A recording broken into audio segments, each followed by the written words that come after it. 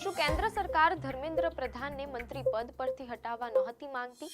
મંત્રી પદ બચાવવા સરકારે આપી બધી શરતો માનવાની ખાતરી છતાં સીજેપી અને વિદ્યાર્થી નેતાઓ ધર્મેન્દ્ર પ્રધાનના રાજીનામા પર જ કેમ અડીખમ રહ્યા?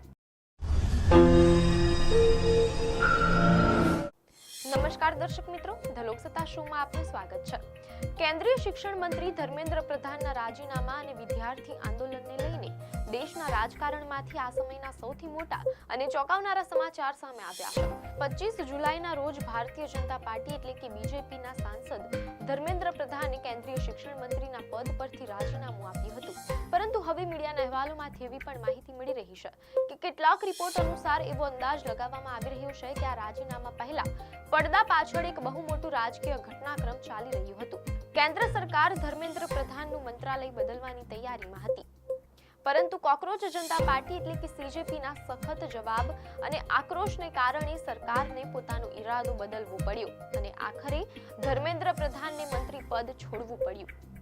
કેન્દ્ર સરકારના પ્રતિનિધિ તરીકે કેન્દ્રીય મંત્રી જેપી નડ્ડા અને કેન્દ્રીય રાજ્યમંત્રી જીતેન્દ્રસિંહ સીજેપી સાથે સતત વાટાઘાટો કરી રહ્યા હતા. અહેવાલો અનુસાર બંને મંત્રીઓએ સીજેપીને કહ્યું હતું કે દેશને નવો શિક્ષણ મંત્રી મળી જશે, તેથી પ્રોટેસ્ટ ખતમ કરી દેવામાં આવે, પરંતુ સીજેપી પોતાના વલણ પર સંપૂર્ણપણે અડગ રહી. આખરે 25 જુલાઈએ સરકાર અને સીજેપી વચ્ચેની ત્રીજા રાઉન્ડની બેઠક થાય તે પહેલા જ ધર્મેન્દ્ર પ્રધાને રાજીનામું આપી દીધું.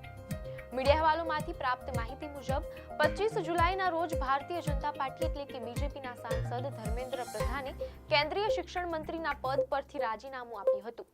રસપ્રદ વાત એ છે કે મીડિયા રિપોર્ટ મુજબ તે જ દિવસે તેમના રાજીનામાથી ઠીક પહેલા કોંગ્રેસ સાંસદ રાહુલ ગાંધીએ દાવો કર્યો હતો કે મોદી સરકાર ધર્મેન્દ્ર પ્રધાનને શિક્ષણ મંત્રાલયમાંથી હટાવીને બીજું કોઈ મંત્રાલય આપી શકે છે.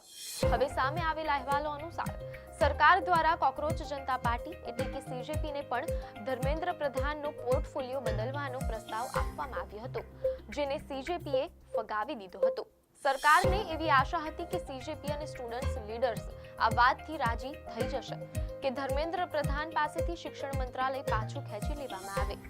અહેવાલોમાંથી પ્રાપ્ત માહિતી મુજબ સરકારનો પ્રયાસ એવો હતો કે ધર્મેન્દ્ર પ્રધાનનો કેબિનેટ મંત્રી તરીકેનો દરજ્જો બરકરાર રહે અને તેમને બીજું કોઈ મંત્રાલય સોંપી દેવામાં આવે. મીડિયાના અહેવાલોમાંથી એવી પણ માહિતી મળી રહી છે કે કેટલાક રિપોર્ટ અનુસાર એવો અંદાજ લગાવવામાં આવી રહ્યો છે કે કેન્દ્ર સરકારના પ્રતિનિધિ તરીકે કેન્દ્રીય મંત્રી જેપી નડ્ડા અને કેન્દ્રીય રાજ્યમંત્રી જીતેન્દ્રસિંહ સીજેપી સાથે સીધી વાતચીત કરી રહ્યા હતા.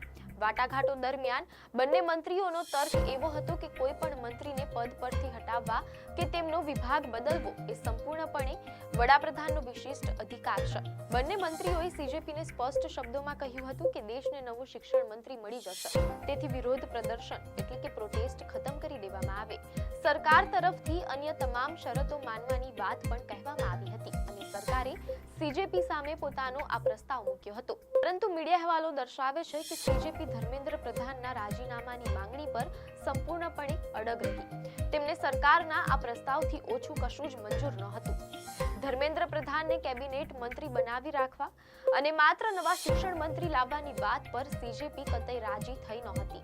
સીજેપીનો આ સખત અભિગમ અને પ્રદર્શનકારી વિદ્યાર્થીઓનો આક્રોશ જોઈને સરકારની ગણતરીઓ બદલવાની ફરજ પડી હતી.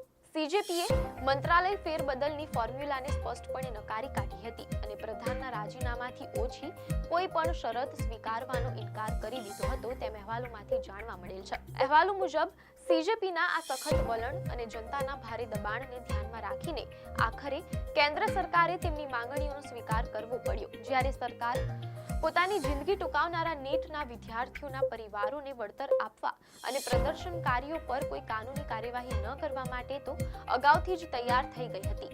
આખરે 25 જુલાઈના રોજ સરકાર અને સીજેપી વચ્ચે યોજાનારી ત્રીજા રાઉન્ડની બેઠકથી ઠીક પહેલા ધર્મેન્દ્ર પ્રધાને શિક્ષણ મંત્રી પદ પરથી રાજીનામું આપી દીધું અને સરકારે શિક્ષણ મંત્રીનું રાજીનામું સ્વીકારવું પડ્યું.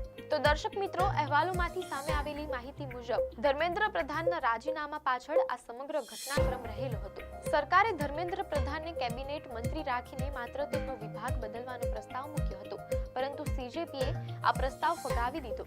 અને પોતાની માંગ પર અડગ રહી. આખરે જનતાના દબાણ અને સીજેપીના કડક વલણ સામે સરકારે રાજીનામું સ્વીકારવું પડ્યું. આ સમગ્ર મામલા પર તમારું શું માનવું છે? કમેન્ટ સેક્શનમાં તમારા વિચારો ચોક્કસ જણાવશો. આપને માહિતી સારી લાગી હોય તો વિડીયોને લાઈક અને શેર કરજો. ચેનલને સબસ્ક્રાઇબ કરજો.